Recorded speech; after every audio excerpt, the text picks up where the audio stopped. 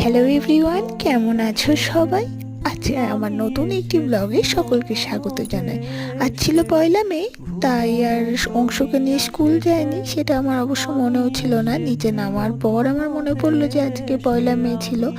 তাই রেডি সেটি যেহেতু হয়েছিলাম, বাজারে গিয়ে শিব ঠাকুরের জন্য এই সাপটা কিনে নিয়ে এসেছি। আসলে না, আমাদের শিব ঠাকুরের গলায় একটা সাপ ছিল, কিন্তু নীল ষষ্ঠীর দিন ওই যে ফুল বেলপাতা এগুলো তুলতে গিয়ে মনে হয় সাপটা ওর সাথেই জড়িয়ে জলে চলে গেছে।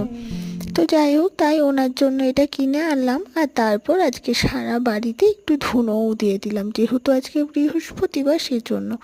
আর পুজো টুজো দিয়ে নিচে নেমে দেখি অংশ এখানে দৌড়াচ্ছি করতে ব্যস্ত, আর আমার না খুব খিদে পেয়েছিল, তাই একটু ওটসের স্মুদি করে নিয়েছি। আর তারপর না ওষুধ মাছ করব বলে এখানে সমস্ত সবজি কেটে নিয়েছি, আর এদিকে সব রান্না হয়ে গেছে।